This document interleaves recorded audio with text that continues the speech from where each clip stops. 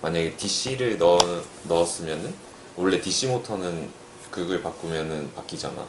회전 방향. 근데 AC 시리즈 모터는 DC를 넣어도 한 방향으로만 돈다.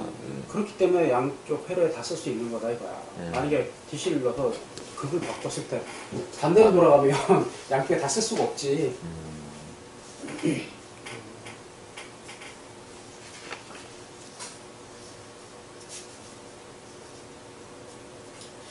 그래서 지금 읽은 문장, 만약에 DC 직류직권 모터가 AC 소스에 이게 정반대 경우잖아. 지금 교류직권을 DC 연기했을 때 앞에서 얘기한 거고, 지금 이거는 직류 모터를 AC 연기라면 이건 또 작동한다는. 한 방향으로. 한 방향으로밖에 안 주는 거지. 이건 전원이 한쪽밖에 변하지 않으니까 한 방향으로밖에 둘 수 없는 거. 이거 마찬가지인 거야. 결국은 한 방향으로 둘 수밖에 없기 때문에 직권 모터의 특성상 그렇기 때문에 이런 현상이 벌어지는 거고. 그럼 여기서 토크가 나온 이유가 그 회전 속도가 그러면은 이렇게 만약에 AC는 이렇게 들어가잖아요. 그럼 이 모터는 여기만 인식한 한쪽 그건 아니에요? 이거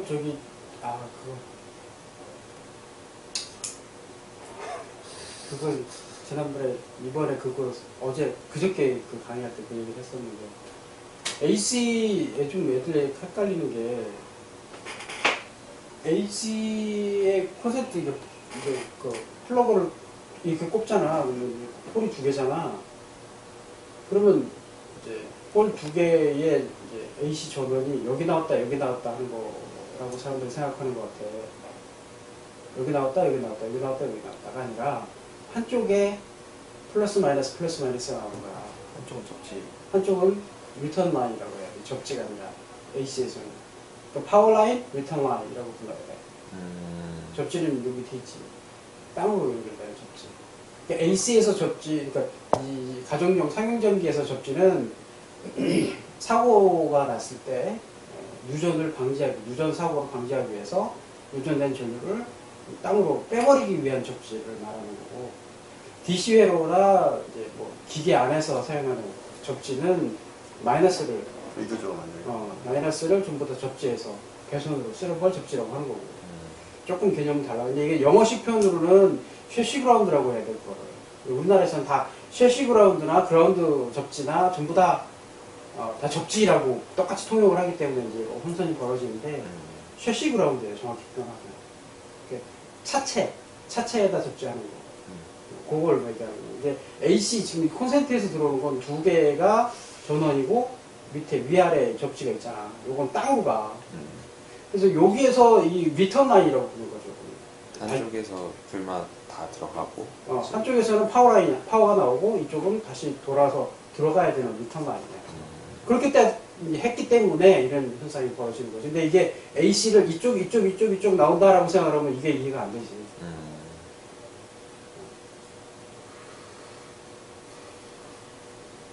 그렇지? 처음 들어보는 얘기지 이런 거. 뭔가 네. 이제 이런 거 할 때 착각하기가 쉬워. 그래서 이런 거 뭐 예를 들어 옥내 배선 같은 거 할 때 파워라인에다가 스위치 연결하고 리턴 라인에 접지를 해주고 그래야 돼. 근데 그러니까 이게 이런 개념이 없이 만약에 뭐 이렇게 이 설치 공사를 하거나 아니면 밑에 콘센트 연결하는 사람들도 가끔 있거든. 그러면 스위치를 내리는데 만지면 뭐 감전이 되고 뭐 이래.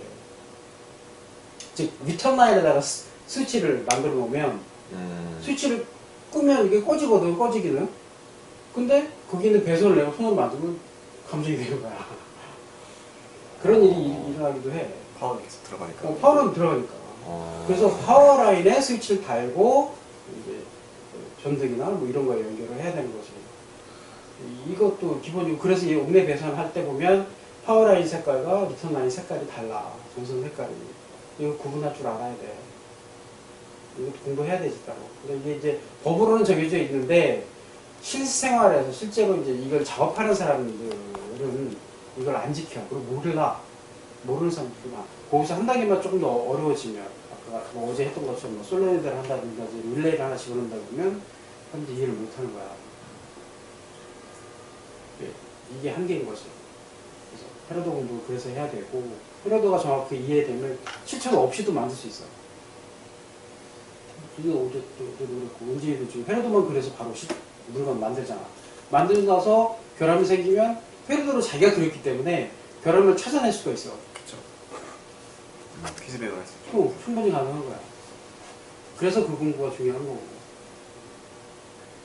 그런 것들, 그게 이제 AC/DC의 구분부터 이해를 하려면 이 파워라인과 리턴 라인 구분할 줄 알아야 되지.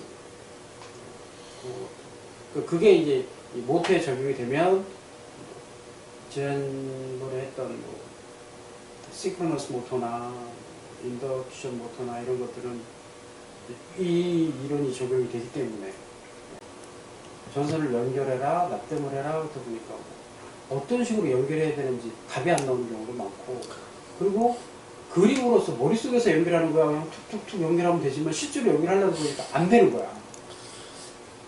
여기다 어떻게 연결하지? 심지어 뭐 예를 들어서 그림은 이렇게 병렬 연결할 때 램프가 3개야. 그럼 병렬 이렇게 연결하면 된다 라고 그림은 쉽게 그리는데 실제로 연결하려다 보니까 여기 병렬을 어떻게 연결하지? 그리고 갑자기 2가닥, 3가닥이 나오는데 여기다 3가닥 어떻게 연결하지? 이러고 있는 거야. 아니 거기다 3가닥 연결 안 해도 되지. 그러면서 뭐 다양한 생각을 하게 되는 거야. 이게 이제 실제로 해보는 게 의미가 커. 그래서 어제 독일 차들에 의해 유럽 차들이 정비를 생각 안 하고 만드는 경향이 있잖아. 그래서 이제 왜 그럴까 한 1시간 만에 이해를 했잖아요.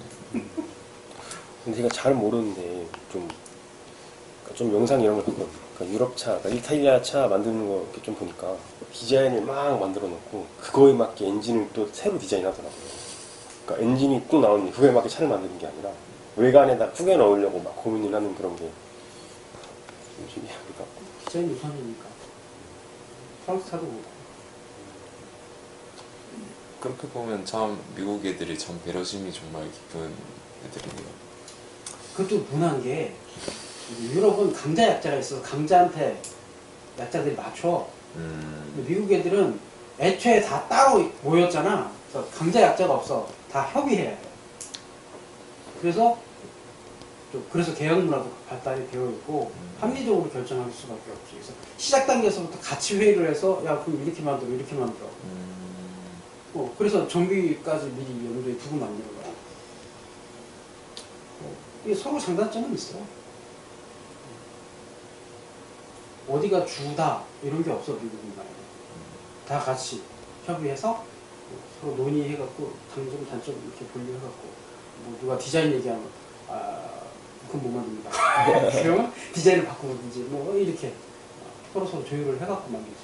그런 문화에서 지금까지 이렇게 온 거라고 봐요. 그렇다 보니까 좀 특이하고 획기적인 뭐 혁신적인 아이디어 이런 것들은 잘 안 나오지. 안정적인 거. 내실이 있고 효율적이고 이런 쪽으로 많이 가지만 대신 이제 뭐 혁명적인 어떤 아이디어나 뭐 이런 뭐 발명품이나 이런 것들은 유럽 쪽에서 많이 나오거든. 그게 다 장단점이 있는 거야. 디자인으로 야 이거 이렇게 만들 거야 그럼 거기에 맞춰 이러니까 자꾸 연구를 하게 되고 새로운 아이디어들이 나오고 뭐 새로운 시도도 나오고 그래서 실패도 나오고 실패작도 있지만 그래서 이제 실험적인 자동차 유럽에 굉장히 많이 나왔었지만 사장된 게 굉장히 많거든. 또 이게 AC, DC를 어디에 써도 상관이 없기 때문에 구분하는 것 자체가 모호해. 그치? 직권과 직렬로 연결됐다는 거야. 필드랑 아마추어가 한 서클로 이렇게. 어차피 구조가 같단 말이야. 앞에서 DC 시리즈 모터, AC 시리즈 모터 하나 어차피 직관은 구조는 같아요.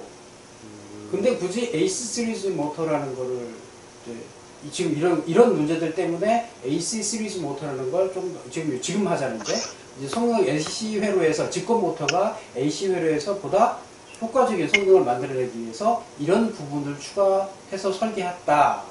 그래서 AC 시리즈 모터라는 게 만들어졌다.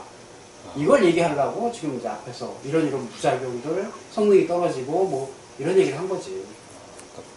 일단 구조적으로 같기 때문에 얘를 설명하나 일단 그렇지. 같다는 거고 이제 그런 걸 보완하기 위해서 보완하다 보니까 이렇게 만들어졌다. 그런 자기장을 빨리 자성을 빨리 띄고 그다음에 자성체가 사라지면 자성을 빨리 잊는다는 그런 개념인 거예요. 속도 문제도 있고 얼마나 집중되는지에 대한 차이도 있고 집중도와 속도 둘 다. 그것도 있고. 그러니까 뭐 예를 들어서 그러니까 자기장의 그 크기, 전자석 같은 거 설명할 때 얘기 많이 하는데 자기장의 토각이 가장 어려운 물질 공기라고 표현하는데 그럼 이제 그냥 대표적으로 설명할 수 있는 그냥 코일을 공기 중에 감아놨을 때 이걸 의미하는 거지. 그냥 코일만 감아놨을 때 여기서 만들어진 자기장은 되게 약해. 분산이 되기 때문에. 그리고 그 자기장으로 인해서 뭔가 또 다른 영향을 미친다는 건 되게 어렵지. 여기 예를 들어서 이제 트랜스포머를 만든다. 코일 이만큼 감고 여기도 코일 이만큼 감는다. 그냥 좀 작게 감았겠지.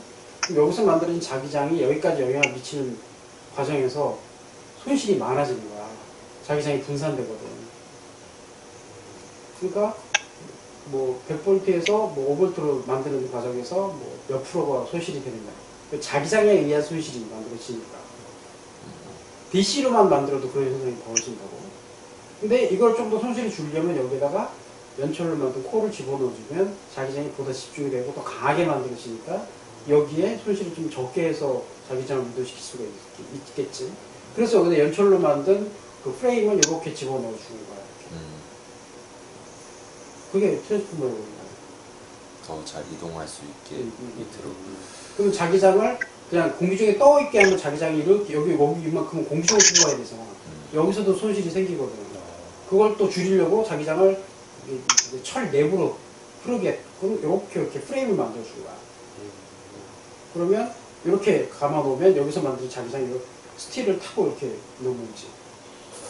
손실이 최소화되지. 그런 구조. 근데 이것도 이제 이런 손실 때문에 이제 라미네이트에서 다다다다다다다. 컨덕티블리 뭐라 설명하니? 전도적으로 보상이 되어 있다? 이게 전기적인 그런 흐름이 이제 원래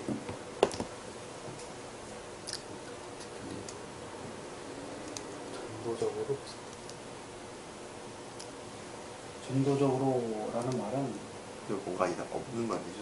아니 물리적으로 붙어있다라는 뜻이잖아. 뒤에 315 반대 개념으로 인덕티블리라는 말이 나오잖아. 물리적으로 떨어 있어서 자기장을 이용해서 보상을 하는 걸 얘기하고 컨택티블리는 실제로 거기에 붙어서 물리적으로 직접 보상을 하는 뭐 이런 개념이에요. 그러니까 인덕티블리, 컨덕티블리가 이런 개념. 맞물려 있는 거 이런 뜻일까요? 붙어서 전류를 흐르게 하는 그런 느낌. 물리적 접촉인데?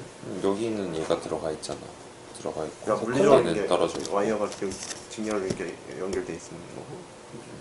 얘는 컨덕터 하면 이제 전류가 흐를 수 있게 하는 그런 매개체니까 컨덕티브는 전류가 흐르는 길이고 인덕터는? 인덕터는 이제 좀 자리가 코일이 직접 그 물리적으로 연결이 된 상태에서 보상을 하는 거. 그리고 인덕티블리는 물리적으로 붙어있지는 않아. 떨어져서 자기장만으로 영향을 주는 거. 그렇죠.